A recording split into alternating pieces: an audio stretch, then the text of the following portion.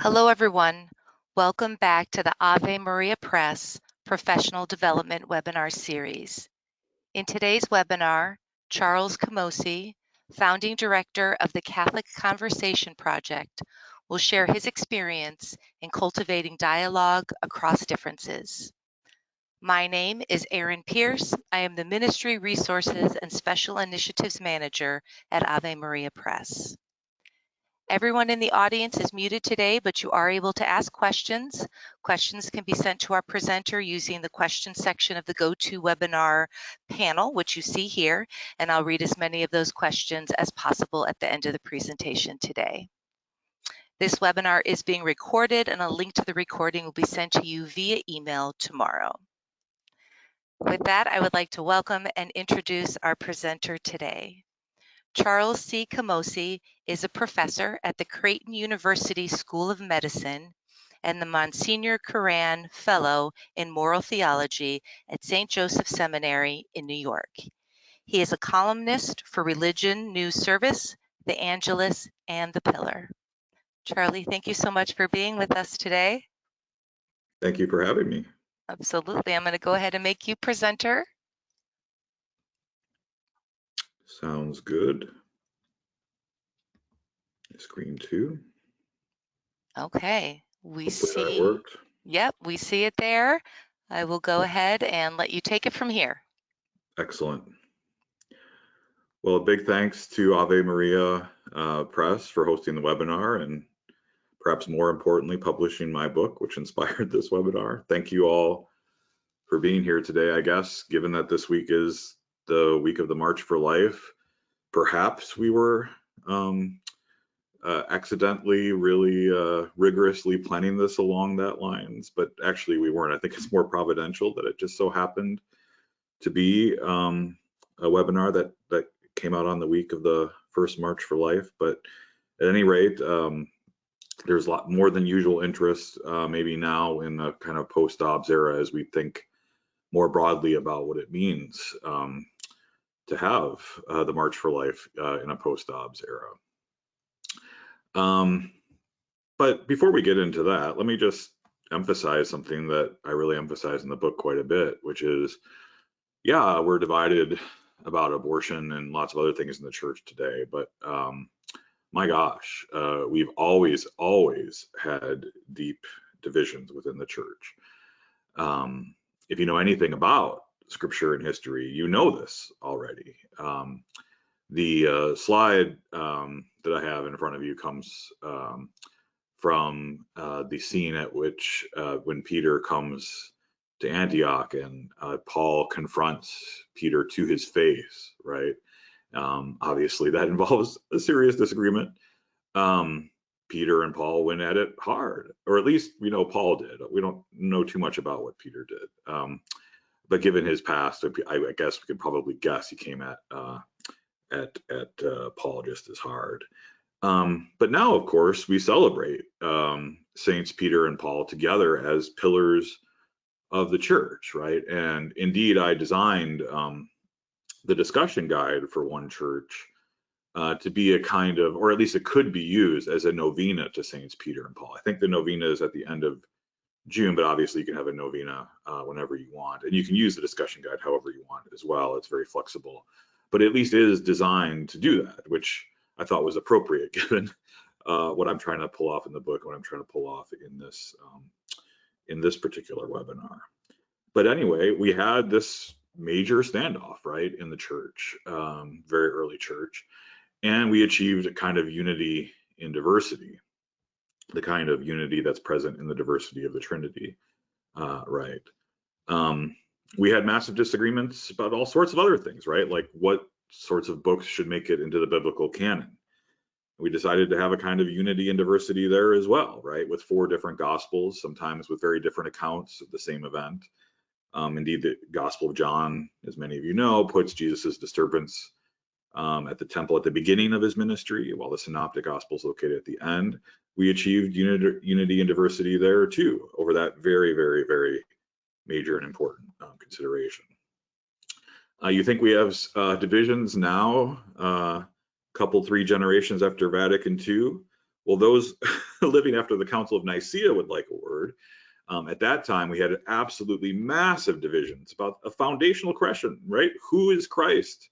Who was Christ? Who is Christ? And we had massive numbers of Arian bishops, for Pete's sake.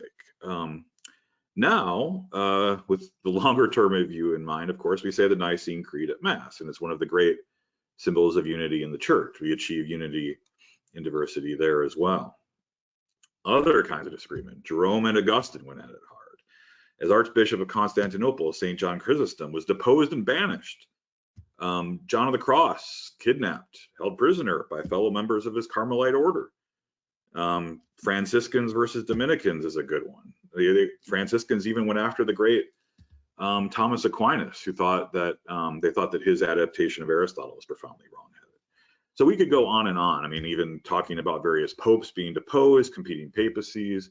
We even had the famous cadaver synod, right, of a dead pope's body being exhumed, dressed up in papal vestments by his opponents and put on trial. So the sheer number of disputes, and some of them rather dramatic, testify to how difficult it is to foster unity, even among those who share so much in common, but it's absolutely nothing new in the church. So the first and most important thing, I think, is to kind of set a baseline and get a grip, right? Like this is get a historical grip, as it were. We're not in some special age of division within the church. Let's talk a bit about the disunity, the particular disunity over abortion. Significantly, this division is not along the kinds of divisions, some of which I just articulated, right? It's not primarily about division among bishops or about the leadership in the church, though some bishops and leaders disagree about how much priority, of course, to give abortion as an issue of justice for prenatal children and their mothers. Pretty much even in the United States anyway, the most quote unquote liberal or progressive bishop totally agrees with the church's position on abortion. So the disagreements, and there are some, let's be honest about that, among bishops when it comes to abortion are not about the foundational question. They're about how to approach it and what kind of priority to give. That's not true of Catholics, though, overall in the United States. And I hope you can see in the slide here that I'm showing you that there's deep divisions, as you probably already know, in the church when it comes to how Catholics think about abortion. It's always an interesting thing when folks like Pew ask about mass-going Catholics. I guess that's meant to indicate a particular kind of Catholic, but obviously you can see among all U.S. Catholics, we have 56% think it should be legal in all or most cases, and 42% say it should be illegal in all or most cases. That pretty dramatically shifts, right? When you talk about attend Mass weekly or more, 68 become more in favor of restrictions compared to 30. And then, of course, it shifts the other way when you talk about less often. And then when you compare it to all U.S. adults, which is a helpful comparison, you can see all U.S. Catholics are a little bit different, but not that much different than the rest of the United States. But definitely mass attending Catholics, more weekly or more, are very different than the U.S. population. You can see there life and health questions. Human life begins at conception, so a fetus is a person with rights, describes my views among all U.S. Catholics extremely or very well or somewhat well, 64% among all U.S. Catholics. Interestingly, 64%, this gets into some of the complexity over abortion, right? 64% say human life begins at conception. That, of course, includes some people who are nevertheless still pro-choice, right? Because 56% of U.S. Catholics are basically in favor of some broadly considered pro-choice position. You obviously see that dramatic shift. Attend Mass weekly or more, it goes up dramatically. 70% extremely or very well, 13% somewhat well. So you got 83% compared to all U.S. adults. It's only 56%. Okay. Scholarship and activism I've done on this issue, though, that I've discovered in my own work anyway, is that people, despite these numbers, right, these numbers have fairly fluid and, let's just face it, uninformed positions on abortion. This can be sometimes tough to swallow for those of us who, spend a good chunk of our lives thinking about these questions. But it's just the case. The McGrath Center at the University of Notre Dame did some really in-depth qualitative analysis of this, and it's just the case that most people don't think about these issues very often. In fact, sometimes they'll even make different, say they have different points of view if you ask the question differently. So for instance, if you were to say to someone whether they identify as pro-life or pro-choice, they'll ID as pro-choice, or if they ask if they support Roe versus Wade or not, they'll say yes. But then when you ask them about a pro-life policy, like say banning abortion after week 15, which was the Mississippi law that led to Dobbs, right? They'll say they're in support of it. In fact, according to Gallup, for many, many years, decades, in fact, supermajorities support in the United States banning abortion after week 15. But you can't support banning abortion after week 15 if you say that you support Roe versus Wade. Roe did not allow that. You can't say that you're broadly pro-choice, right? Well, I guess you can. It depends how you define the term. But one could identify as pro-choice and then say, well, I support this pro-life measure. So at certain points, what we're even talking about kind of breaks down.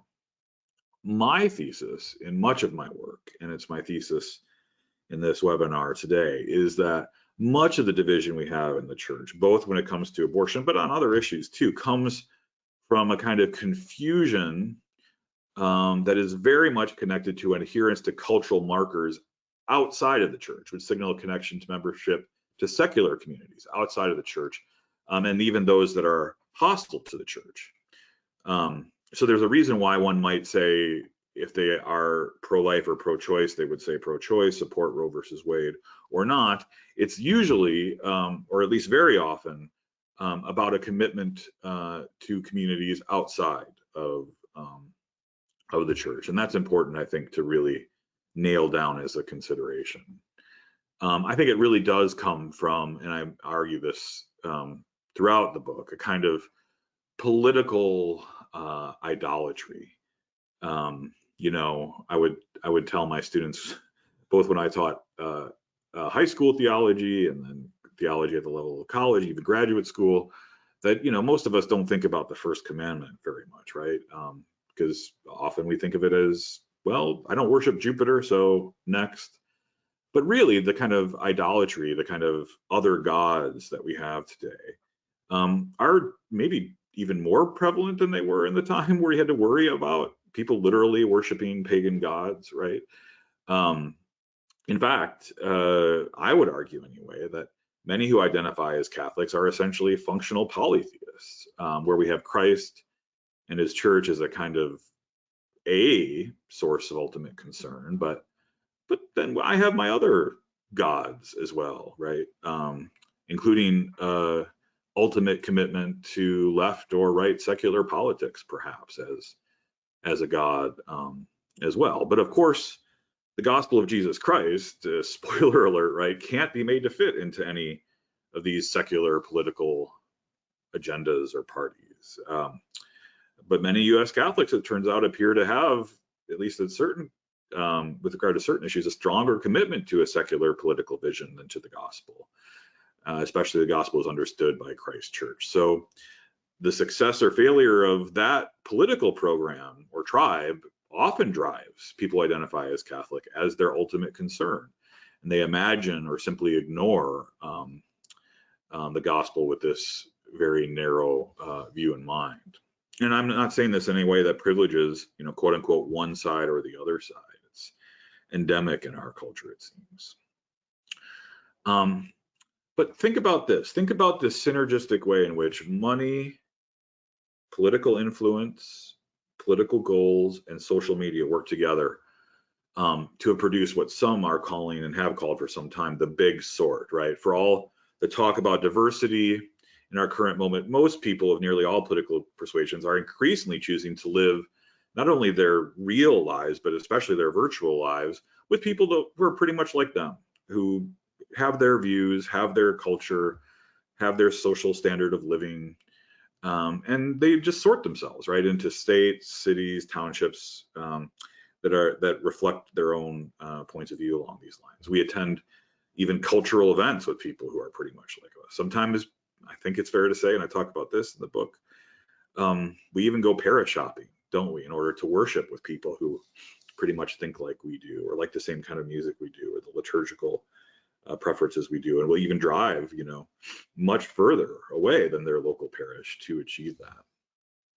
And again, these kind of relationships reinforce rather than challenge our biases. They keep us in a kind of comfortable shell, a kind of safe space, if you will, in which we rarely encounter the views of those who are different than our own, or if we encounter them, they're so radically distorted and made to seem extreme or even evil to the point where we can just kind of hand wave and dismiss them.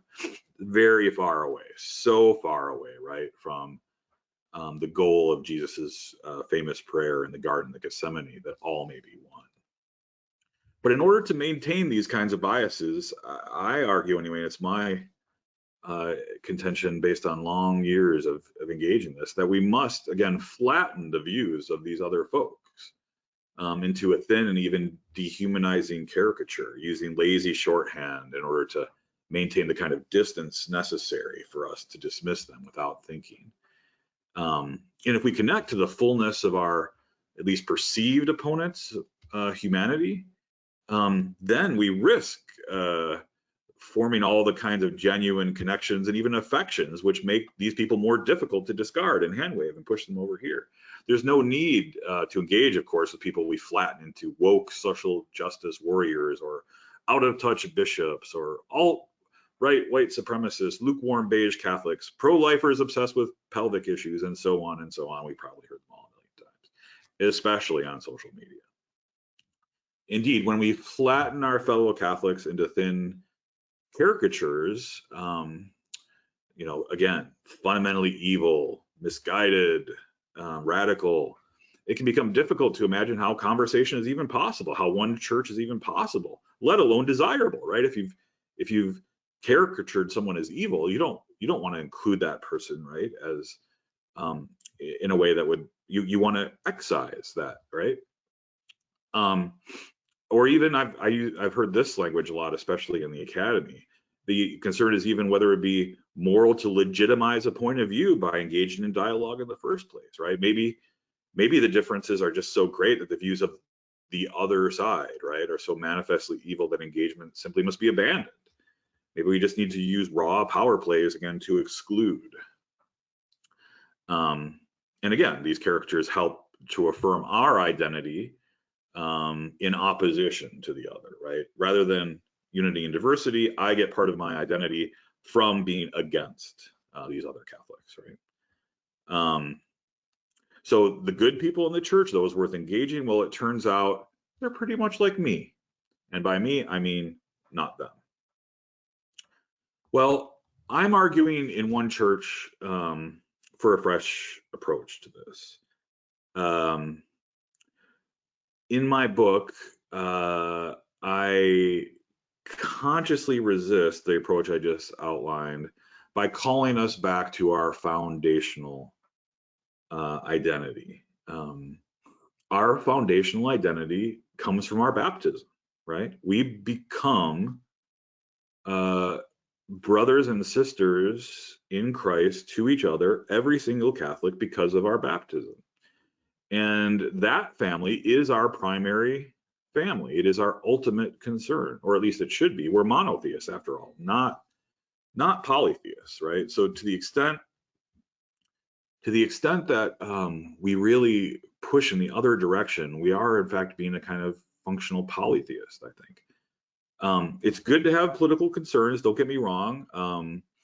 As a former member of the board of Democrats for Life, for instance, I was heavily involved in our efforts to lobby for various things. It's good to have those concerns, but they should always be seen through the lens of Christ and his church, not the other way around. Too often we see Christ and his church through the lens of our secular politics, and that leads to a lot of the problems that I just mentioned. So what are some strategies for thinking about things this way? Again, these are born of my long experience trying to find ways to become one church across these differences. Again, let's think first about our fellow Catholics as family, right? Not the enemy. These are, in fact, bonds that can't be broken. We are brothers and sisters of Christ because of our baptism, period. That doesn't go away. In fact, we can fight like cats and dogs as family. But if someone from outside your family attacks your family member, aren't you supposed to get defensive of that person, right? Isn't that how it's supposed to work? Too often, again, in our particular culture, because of the idolatry that's present, I think we almost like to pile on and say, yeah, outsiders who are attacking this other Catholic group that I don't like, go get them, right? But if we think of them as family first, we might really still have that disagreement, and the book does not paper over those disagreements at all. This isn't a book about nice talk or something like that. There are disagreements, but we should have those disagreements in the context of a family, and knowing that those bonds won't be broken. In a related story, I think we should focus on with what we're for, not with what we're against. When you focus on what you're against, it again presumes that kind of pushing away type thing. But when you lead with what you're for, that's an invitation to common ground. That's an invitation to say, you know, I approach issue X, say abortion, from this perspective. This is what I stand for. And when you do that, that allows you to another person to say, well, I'm for that too. So where are we disagreeing precisely? But when you start with what you're against, in fact, the terms life and choice or anti-abortion versus pro-abortion, or however we frame it, are often framed, aren't they, in that kind of antagonistic binary. But if you start with what we're for, and I'll get to this at the end of the presentation, for instance, if we're for women making choices to keep their children, right? And that is a very important point of common ground. But often if we lead with what we're against, it's such that we are unable to see that, or we in fact don't want to see it, right? Again, pushing people away. I define myself by opposition. Another thing I think is to listen with humility. One of the most important things my professors who trained me over the years taught me was reserving the right to change your mind. That's absolutely essential for working towards unity and diversity. It doesn't mean punting on your foundational points of view, far from it, but it really does help you understand from where someone else is coming. Again, it's this thing about family. It's this thing about foundations. It's about leading with what you're for rather than what you're against. If you can listen with humility, you can find very interesting and important areas of common ground. Again, that might be lost if you're not listening with humility. If your only kind of response is to essentially try to poke holes and resist and push away. And again, define yourself by opposition to the other. Also, I think it's super important, and this is what a lot of the early church and other examples I mentioned from the very beginning did. Focus on the resources of the church, and again, not the right-left political binary, right? Again, if you start with that, you tend to look at the right or the left kind of political approach as primary, and you look at the church through that lens rather than looking the other way, right? So self-consciously say, I am focused on the church as a Catholic as my primary ultimate source of concern, and I'm interested in politics, but it's my commitment to the right or the left is a secondary consideration to my commitment to the church, my foundational commitment to the church. I love the Focolare and their commitment to dialogue. If you don't know the Focolare, I encourage you to get to know them. They're a lay Catholic apostolate that was born actually just outside of Trent during the Allied bombing of Trent during World War II. There are a bunch of people who gathered around a hearth during that time. The Focolare means hearth in Italian. And they opened the Bible kind of randomly, this group, to Christ's prayer again, that all may be one. And from that, the Catholic Apostolate of the Focolare was born, which is focused on dialogue and unity. And they have this phrase to talk about being the first to love rather than escalation. I think this is absolutely essential, especially online. Where can we push in a particular direction to say, rather than escalate in the kind of defining by opposition that spirals out of control often, who is going to stop and be the first to love, again, in the context of a family, right? And say, I love you, right? This is about my love for you and our love for the church together. And we might disagree about this, but let's understand that this is in the context of a love that is not going to be broken, right? It's coming from our baptism again. The Focolare also really emphasize that this again is not just happy talk. Their commitment to love in the face of very serious disagreements has a cost. It's not nothing, especially when, as I'm talking about abortion in this context, especially when something really, really important is at stake. Right? They talk about this concept of embracing Jesus forsaken, where Christ himself calls out to the Father on the cross, "Why have you abandoned me?" Right? That's the kind of pain, suffering, abandonment, loneliness at times that we're called to bear at the behest of a call to love, right? And to work towards unity with those who disagree with us. And so for some people, it's just inconceivable they could engage someone, say, who wears a MAGA hat or who has organized a drag queen story hour. But and again, this is not nicey nice talk. To engage people across difference where there's very serious disagreements, it's going to have a cost. It's not going to be easy. And we need to be ready for that and to embrace Jesus forsaken and to imitate our Lord even in this, right? Jesus himself spent a ton of time engaging with, he said, that's the people who need a doctor, right? Those who are the most sinful. Okay.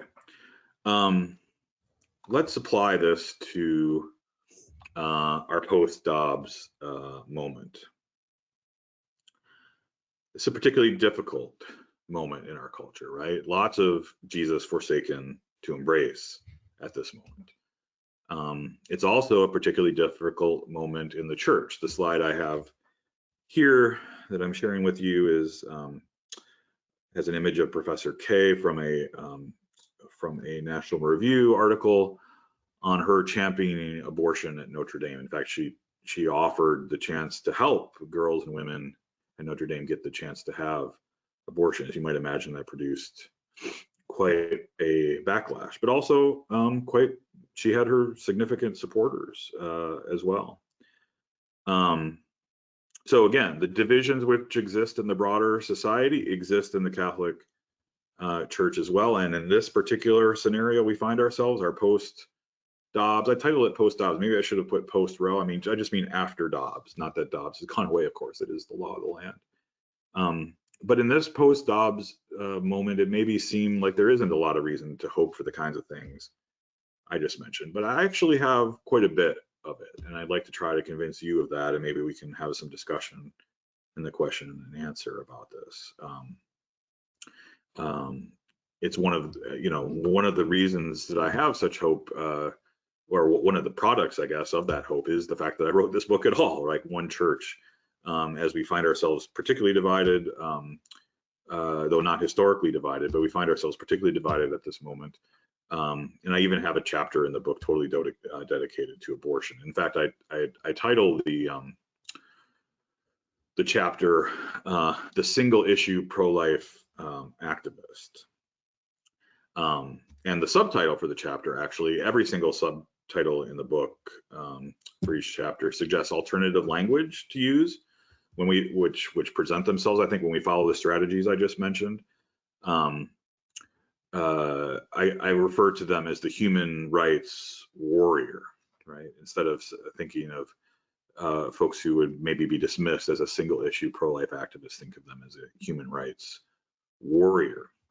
And especially if you find it difficult to achieve unity and diversity with someone who might be considered a single issue pro-life activist, someone who, in addition to that caricature, might be described as only caring about people before they're born. You've probably heard that before. But I would just, respectfully challenge you to see if you can think of them as a warrior for human rights, even if you have some significant disagreements. Again, this is possible, but I think only if we apply some of the strategies I just mentioned, seeing such Catholics as family first, part of our primary family first. If you lead with what we're for rather than what you're against, right? Humble listening, if you focus on the resources of the church rather than the right-left political binary, if you're the first to love, and if you're ready to suffer for the encounter through the dialogical encounter, I really think it does help us see with new eyes here. And I'll approach it from the other way in a moment, but I think it will help you see that there really is no such thing as a single issue pro-life activist who only cares about people before they're born. In fact, the overwhelming majority of pro-lifers, at least that I know, are also focused on euthanasia and assisted suicide. So say what you want about political things, and I'll say about that in a moment, but the idea that pro-life activists are only single issue and only care about people before they're born is frankly ridiculous. But more issues: stem cell research, trafficking, porn, hookup culture. Most support public education, Social Security. They care deeply about their children, grandchildren, neighbors, and friends. Many volunteer to help women in crisis pregnancy centers. Many have adopted children. The list goes on and on and on.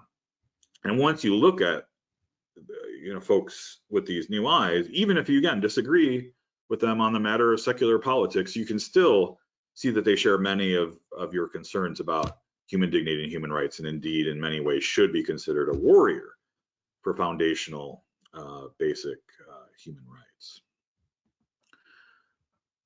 But I mentioned I'd come at it from the other direction here, and let me do that now by thinking about both abortion supply and abortion demand. I think many very serious pro-lifers need to confront something honestly here as well, in the spirit of what I've been talking about, and that there's a risk of political idolatry from their own point of view as well, not just from their opponents. So indeed, on one hand, it's understandable why many pro-lifers would be attracted to, say, the right or Republicans, because those are the folks who are interested, it seems, at least in our current political moment, on working towards something like prenatal justice to help this vulnerable, voiceless population actually be treated like every other human being. But let's face it again, the idol of secular politics is pernicious and has the potential to distort our perspectives, not only on the many other pro-life issues which the church speaks on, ecological concern, refugees, and more, but it can even distort on the issue of prenatal justice itself. So, let's be 100% clear about this. There are very few people who are actually in favor of abortion as a good thing. There are some, let's not paper over those, but virtually no one likes abortion or speaks of it as merely healthcare. But yet that's what makes the current Democratic Party's wild position with virtually no limitations, seeing it as just healthcare, so utterly heinous, right? Most women end up having abortions, in fact, they don't want to have. Indeed, studies have found a strong correlation between abortion and intimate partner violence, especially when a woman has had multiple abortions. And even more often than that, abortion coercion is less explicit and based on the kind of social pressures a woman is facing. Consider this from the New York Times. The gap between the number of children women say they want to have, which is 2.7, and the number of children they will probably have, based on what we've seen, 1.8, is the highest level in 40 years. The highest level in 40 years. And here are some of the most important reasons women gave for this gap. Again, 2.7, 1.8. Childcare is too expensive, 64%. Worried about the economy, 49%. Can't afford more children, 44%. Not enough paid family leave, 39%. No paid family leave, 38%. In my view, pro-lifers should focus on lowering the things that increase demand for abortion by supporting social programs, though maybe not popular within the right, or at least the previous iterations of the Republican Party. They're right there for Catholic social teaching for anybody that wants to see them, right?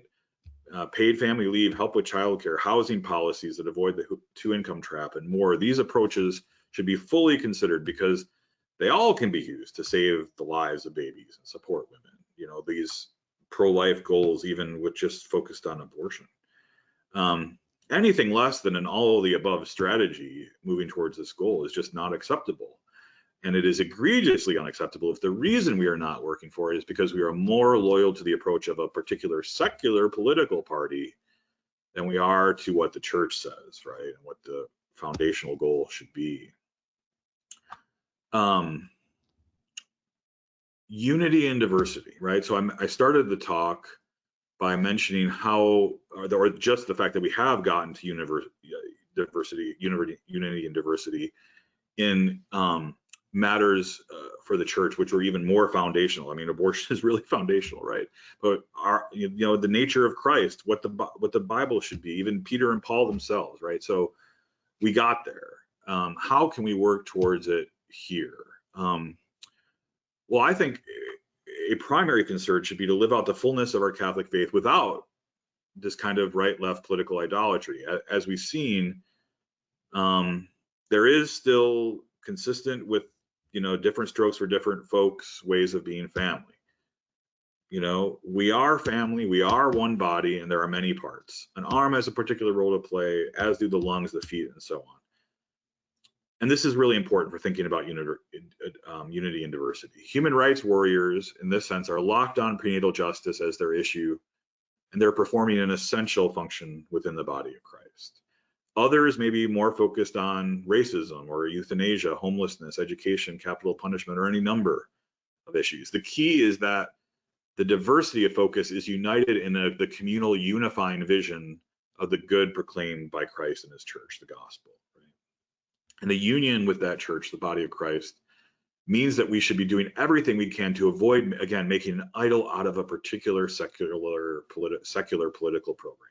I mean, on the one hand, this means welcoming those who are dismissed as single-issue pro-lifers as essential members of the Catholic family. On the other hand, this means human rights warriors locked on abortion must use all their tools at their disposal for protecting and supporting the lives of prenatal children and their mothers, right?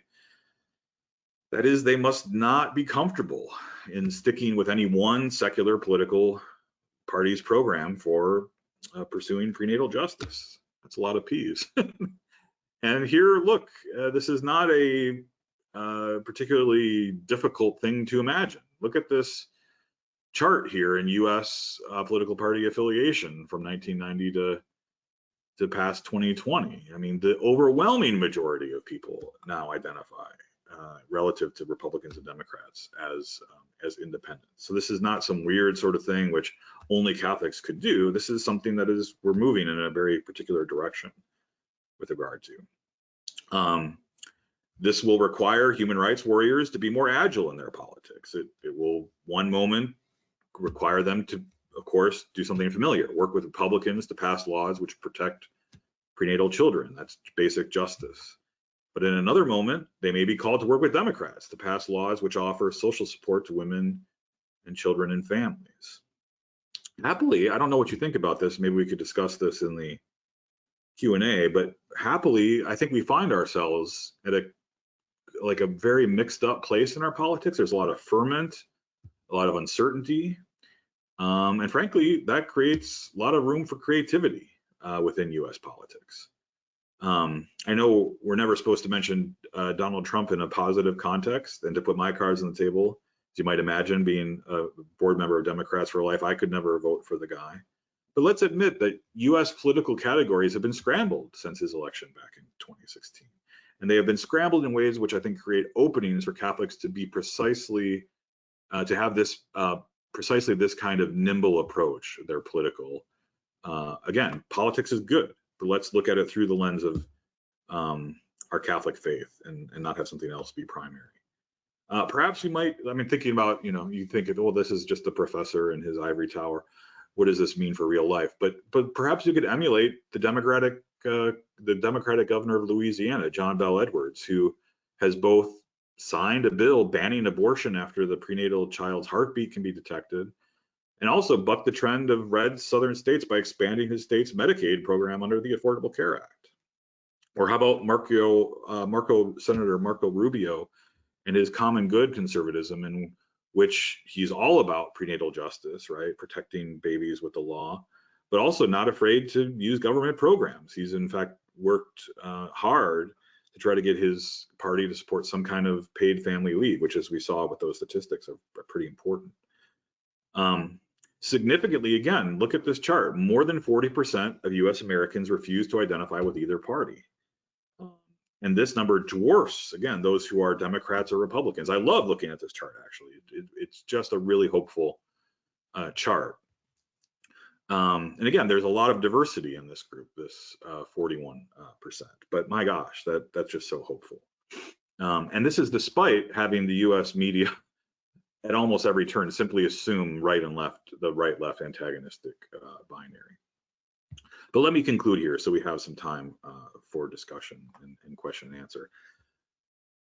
Does some of what I'm proposing here seem a little bit pie in the sky? I'm very aware of this this tendency of the academy to kind of live in a dream world sometimes. But and I can imagine those of you who are working on the ground see this as a little bit could see this as a little bit pie in the sky. I understand. No one should be unclear about the kind of work it will take to undo the ideological damage that's been done more broadly in our culture, but in the church too. But here's what I think to be good news. Examples of what I'm calling for have already occurred. Do you remember how Republicans, just after Trump's election, decided to amend the tax code to make sure the government wasn't picking winners and losers? Do you remember that? What that meant in practice was that they wanted tax incentives to disappear for many good things Catholics are bound to support, including, unbelievably, and I say this as a parent of 3 adopted children, tax credits that were going to adoptive parents. And let's get real, I'm biased as an adoptive parent. My wife and I could only afford to adopt our 3 children with the help of this credit. I therefore joined many other pro-lifers in firmly criticizing the kind of libertarian-minded Republicans who wanted to do this. And you know what? We won. The pressure we got to put on was enough to get the tax credit, the adoption tax credit, back into the bill. In a sense, that was picking winners and losers, in a sense, right? It was saying we support adoption, right, through the tax laws. Thank God we won. Providing the genuine option to choose adoption is one of the most important anti-abortion, pro-life, human rights-centered things we can do. And truth be told, we need more work to make adoption more available and in particular to lose, if we can, a significant amount of stigma that still surrounds adoption, and offering support to families who struggle to meet especially special needs, and all sorts of other things needs to be done. But that's one example.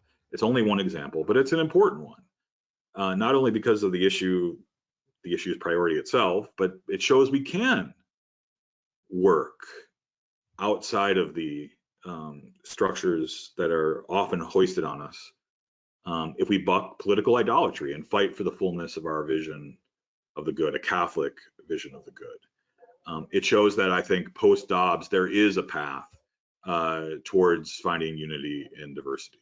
But I'm interested in hearing what you guys have to say about this. So I am going to be quiet, and hopefully we'll have some time to have some question and answer. Great. Thank you so much, Charlie. I'll let you get a breath here and invite those who are on with us to submit any questions or comments that you might have. So, you know, you ended by kind of saying some might think this is kind of pie in the sky type thought. Do you have any suggestions on how those working in parishes might be able to share the, kind of your thoughts, your premise, help their parishes, their communities really view each other as one family, as part of our baptism, and live that out in our daily lives?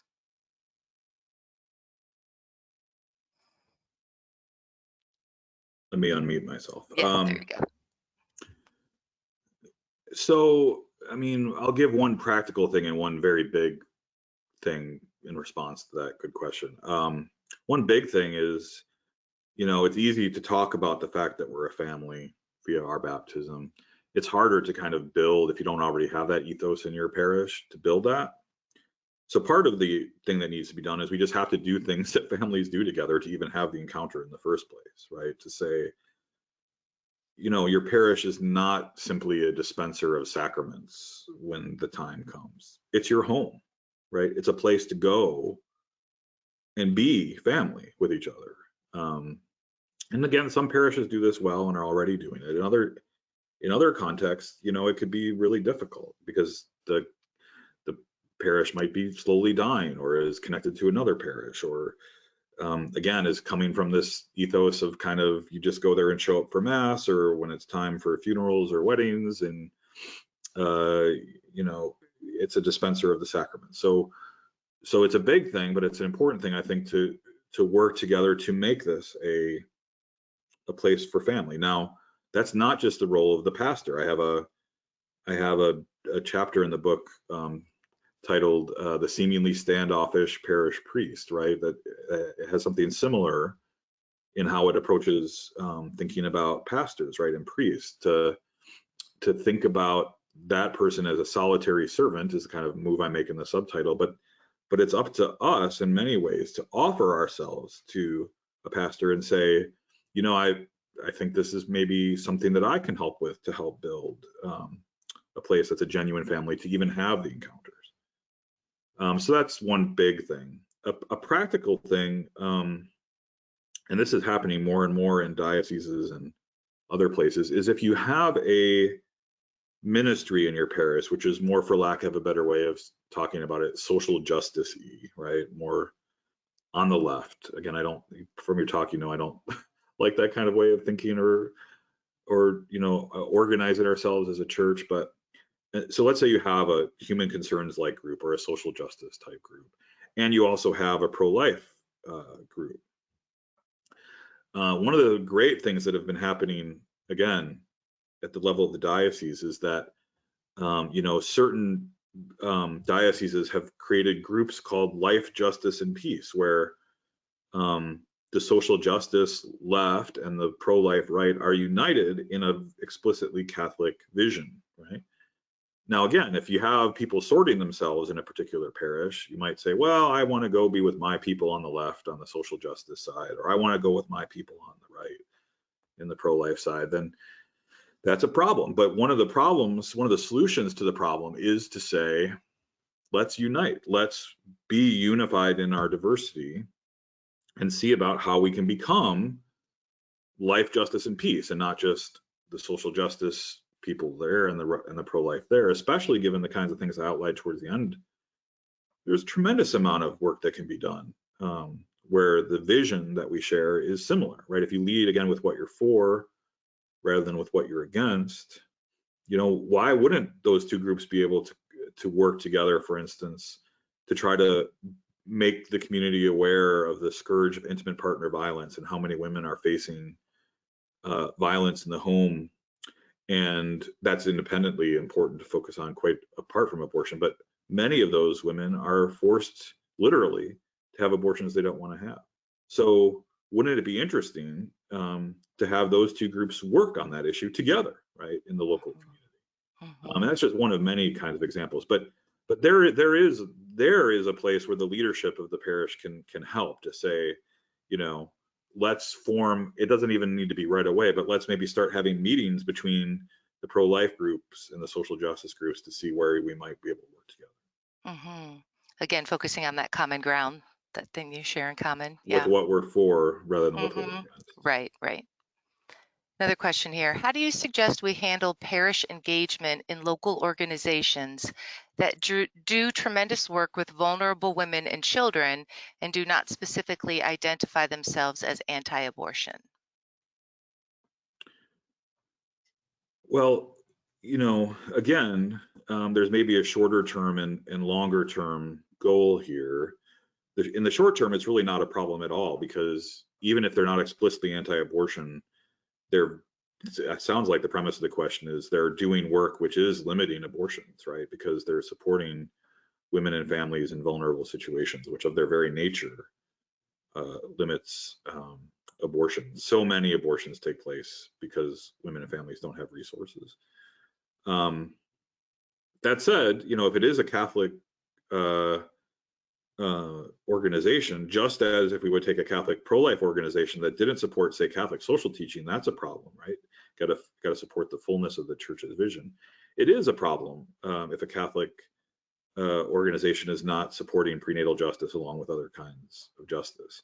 Now, it may just be that they don't not support it. It may be just that this is their charism, this is their calling. Again, many parts, one body. Not everyone is a foot, not everyone is an arm, not everyone are the lungs of the body, right? We all have different roles to play, and that's totally fine. But if it's a situation where the group is explicitly not pro-life, like not supportive of prenatal justice, then that is a problem. Just as if a pro-life anti-abortion Catholic organization was not in line with Catholic social teaching and doctrine too. Okay. So another question, how do we better support women who want to complete a pregnancy? For example, there are women who have conditions that require medical intervention, but insurance doesn't cover the treatment unless they have suffered miscarriages. Should there be laws to require assistance to these women? Also, can there be more financial support for neonatals so that families are not burdened with medical expenses? Some families feel pressure to terminate a pregnancy if the child would be expensive. Yeah, and often it's because the child has a particular kind of disability, right? And or at least is thought to. Sometimes those prenatal tests are not very accurate. Right. But boy, oh boy, this is where the fullness of the church's teaching is so beautiful. The vision of the good is so beautiful, right? Because on the one hand, of course, the church is going to say we don't kill babies because they're disabled or expensive. On the other hand, we really do believe in the right to health care and a preferential option for the poor. And in fact, the Catholic Church is arguably, depending on how you count it, the most prolific provider of healthcare in the entire world, right, as an institution, including running many neonatal intensive care units. And so our groups like healthcare facilities, Catholic charities around the world, thinking about Catholic relief services and other groups need and in fact do work for these vulnerable populations, but they need more resources. And we need the social justice requirements of access to healthcare as a human right. So we can do both, right? We can do three things, right? We can protect prenatal children from being killed because they are expensive or have disabilities. We can use our own institutions to continue to use our own institutions and ramp up our own support via our own institutions. And we do this too mostly via the Catholic conferences at the national and state levels. We can advocate for legislation, which, for instance, the latest omnibus package expanded Medicaid access to poor women for 12 months after birth, which was beautiful, right? That's beautiful. There's more to be done though along these lines. And can you imagine if both the pro-life and social justice lungs of the church were working in tandem? We were breathing out of both lungs and applying these multi-pronged approaches. It would just be a beautiful thing. And that's another thing that division of the church along these lines hurts, is we don't really have the fullness of this vision working unless we do have, life, justice, and peace, or some version of that operative in a particular way. So how would you respond to someone who might say that, if contraception were made more available, then we could reduce unwanted pregnancies and the need for abortion? Yeah, you hear that a lot, but you just, no one, at least that I know of, especially after the Affordable Care Act made contraception free to anybody who wants it. The problem is not access to contraception at all. Often the problem is people getting pregnant who are in fact using contraception. The failure rate at which people use contraception is very high. And even Planned Parenthood versus Casey, the 1992 Supreme Court decision, which actually replaced Roe versus Wade, I would snarkily say sometimes Roe has already been overturned. It's Planned Parenthood versus Casey that replaced it. There's an explicit line in there which says women have come to rely on abortion especially in cases where contraception has failed. That's actually a line from the decision.